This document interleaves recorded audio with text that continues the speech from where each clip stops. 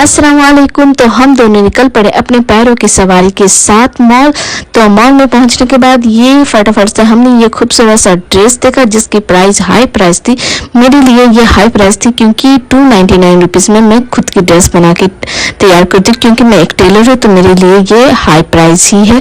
तो फिर उसके बाद मैं यहाँ आ गई। तो यहाँ पर घर की जो औरतें होती हैं उनके लिए ये सब सामान इतनी बड़ी सोने चांदी के हिसाब से होती है, क्योंकि इसे देखते ही दिल ललचाता है और मन करता है कि कब ये नई चूल्हे मिल जाए। और ये प्यारा सा कुकर जो छोटे छोटे कुकर था, जो इंशाल्लाह जब मैं अपने घर बनाऊंगी तो ये सब चीज़ जरूर मैं लूँगी जब मेरा अपना खुद का किचन बनेगा। इसके बाद मैं यहाँ आगे बढ़ती गई, पर मेरे शौहर के इन सब चीज़ों में कोई भी इंटरेस्ट नहीं है। वो चाह रहे थे जल्दी से जल्दी मैं यहाँ से निकल चुका, क्यों ना मैं उनके ऊपर में कोई खर्चा का बिल ना फाड़ दूँ, इसलिए वो चाह रहे थे कि यहाँ से मैं हटते जाऊँ।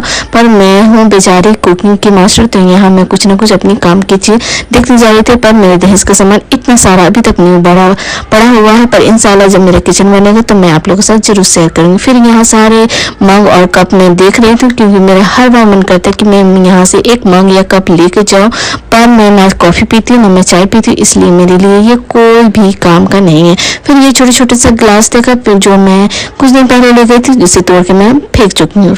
फिर मेरे प्यारे से शौहर ने मुझे मॉल से निकाला और मुझे सब्जी मंडी में लेकर खड़े हो गए। फिर उसके बाद मैं चल पड़ी, क्योंकि मुझे सब्जी से कुछ भी नहीं लेना। फिर मुझे ये प्यारी प्यारी फूल्स दिखे जो मेरा दिल कर रहा था कि मैं एक गुलाब ले लूँ, पर मेरे कंजूस शौहर ने मुझे एक भी गुलाब नहीं दिया।